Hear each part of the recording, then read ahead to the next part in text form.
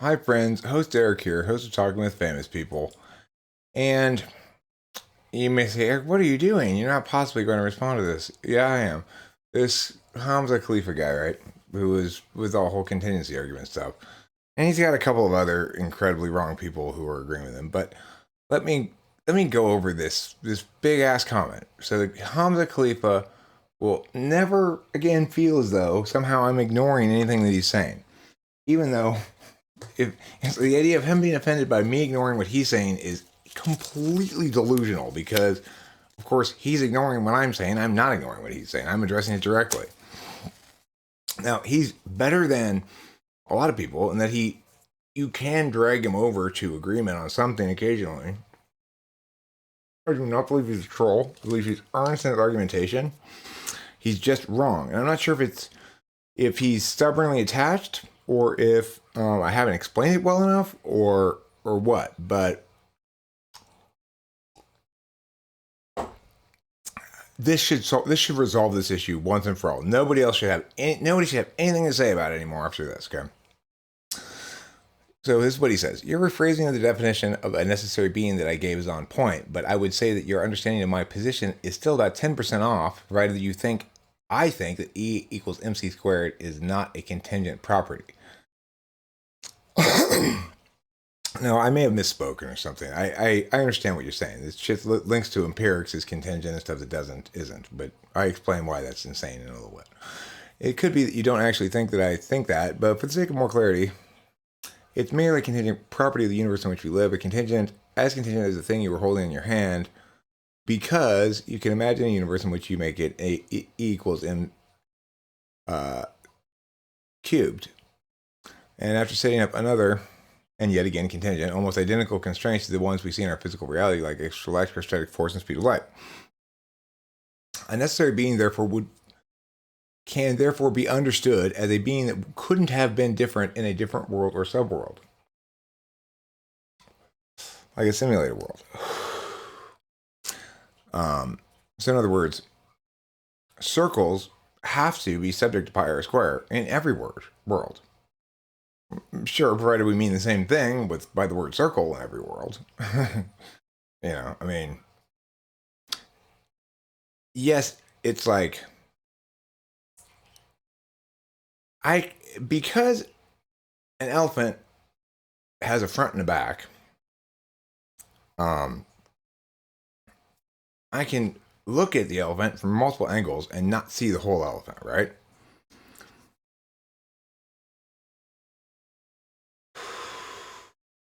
So it's not the case, though, that the front of the elephant is contingent on the back of the elephant, or the back of the elephant is contingent on the front of the elephant, or any other sort of thing.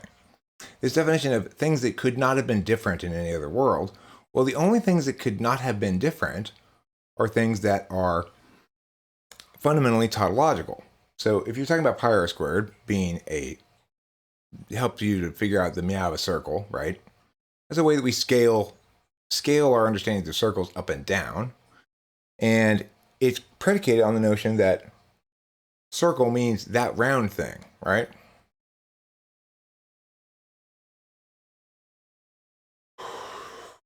And he might say, well, that's contingent because it's about a circle. I want to talk about pure, true formulas or something like that. Okay. So there's not any examples that he's ever provided of anything that qualifies as this, right? So, I mean, the reason that 2 plus 2 equals 4 in this world is because that's how we defined 2 plus 4 and equals. Now, that doesn't require, see, it's like, we basically saying things that have units are contingent and things that don't have units are non-contingent, I guess, but there's no reason to make that distinction, right? And I'll explain why further when I get down here.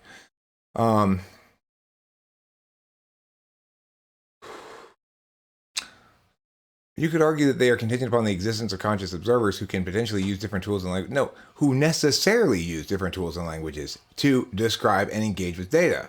That's the problem. You're imagining that data, which is a phenomenon of agency, exists independently of agency, and thinking that this is just some sort of semantics argument or wordplay or something. No. You can't get past first base with your contingency argument because people's understandings of things are necessarily framed through their existence. These things don't exist except in people and from people and of people, right?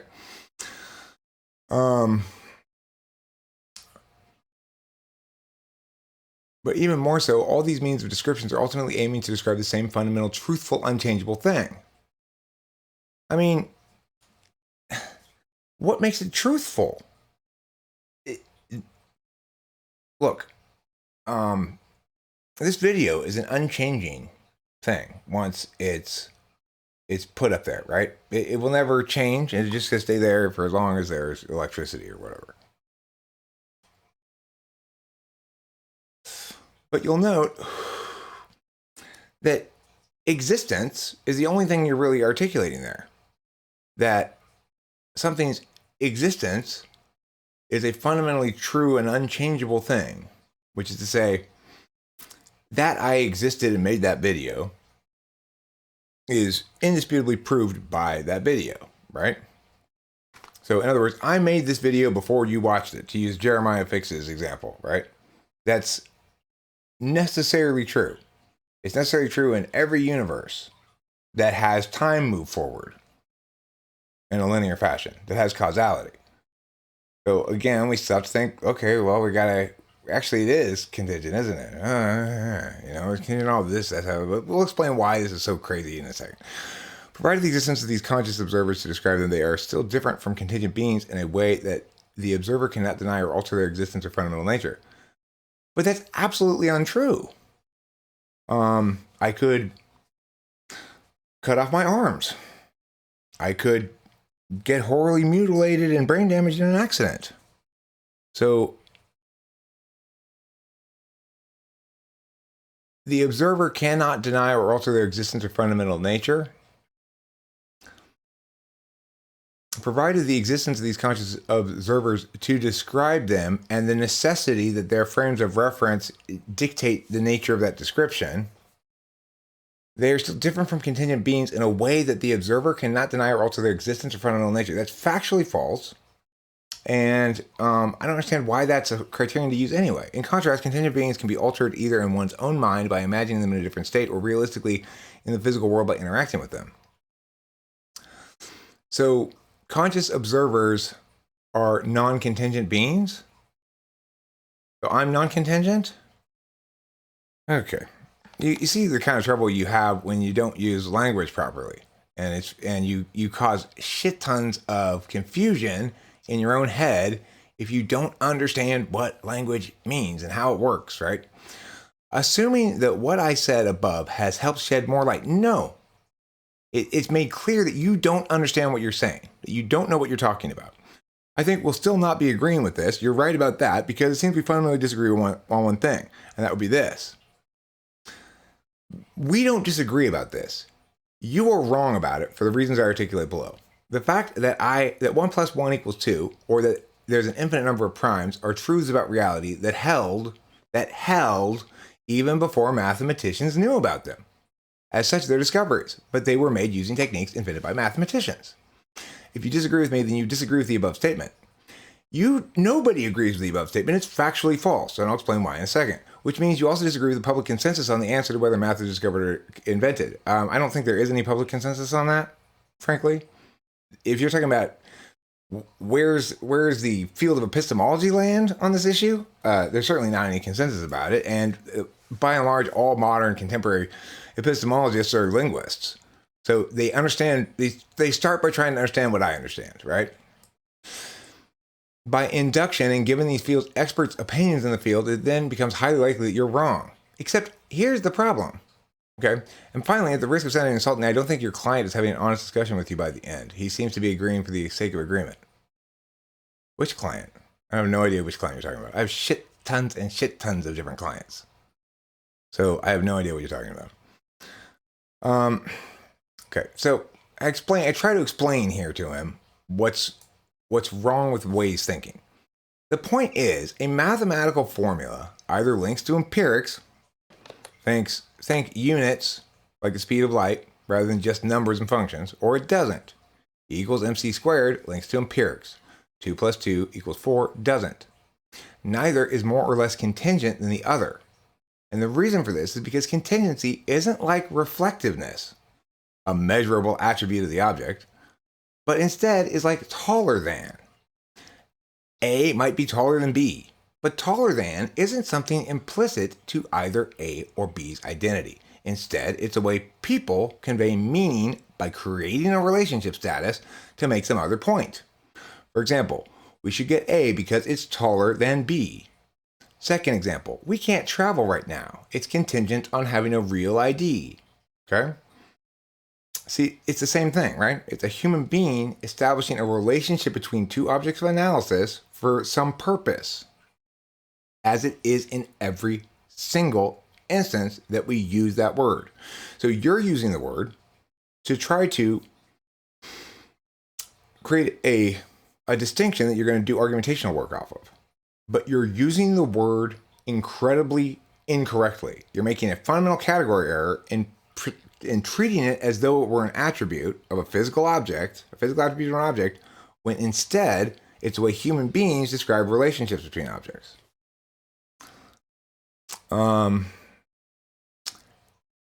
Now that I've put some effort into crystallizing this extremely well, I think this does crystallize it extremely well. If this guy is still, after reading this, trying to push back rather than hurriedly excising all the BS arguments he's been clinging to, then I'll have to give up hope on him entirely, I'm afraid. Now, this is where I want to get at here. This sentence that he says we disagree about. It's such squirrely, wicked argumentation. And I'll explain why right now.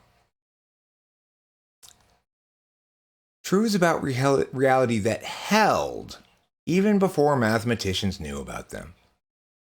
Talk about trying to squirrel out of the idea that they validated.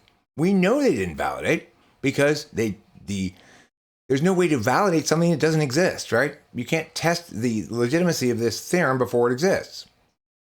We know it didn't validate. We know it didn't test correctly. We know it didn't legitimize on anyone under anyone's framework. We know it didn't do any of those things.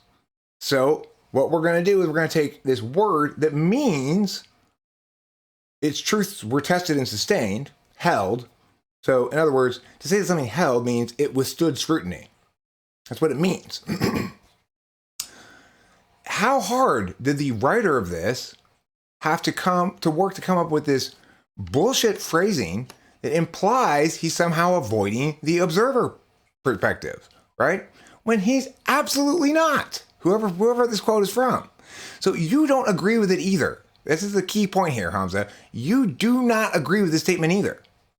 Because this statement says truths about reality, in other words, there's an infinite number of primes, were tested and upheld before they existed. And they weren't tested and upheld.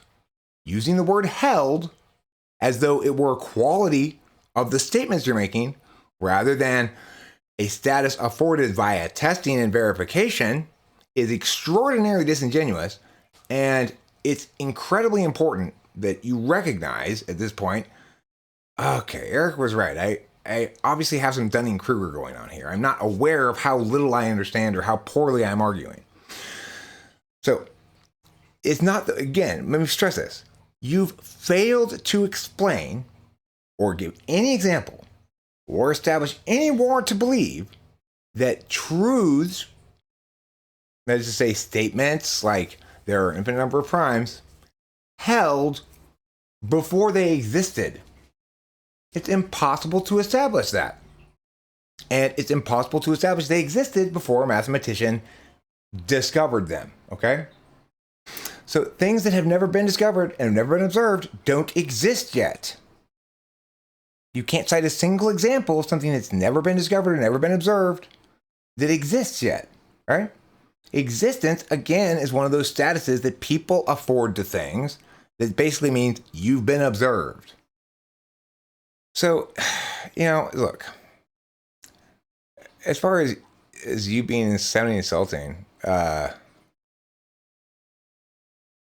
mean, I have to tell clients a lot of hard things. You're not a client, but I'm used to having to do this kind of stuff, right? I get into some screaming arguments with Jeffrey's mom sometimes, because I'm frequently find myself in the same situation I find myself in here. I have a great deal of clarity and explanatory power and warrants and justifications and proofs, essentially. Things like, if in fact it were the case that truths existed before they were discovered or created by a mathematician, then you'd be able to provide an example of one, and you can't. All you can do is wiggle around with weaselly words like held, right? Pretending they don't mean what they mean. So you've not established what you need to establish to hold that position. So you don't hold it. You don't possess that position. That's not your position, unless you're saying to yourself, I'm going to actively lie to myself about what the meaning of the word held is, and I'm going to pretend that things can be tested and verified before they existed. Even though that's patently wrong and I have no answer to it, I'm going to cling to this position anyway. That's not you and me disagreeing. That's you having an issue with your own wrongness and being unable to overcome your ego or whatever and accept that you are way, way, way out of your league. Like, you are not qualified to be thinking about this stuff until you've got a lot of other work done. You know, a lot of good sort of rhetorical understandings, a lot of good framework understandings.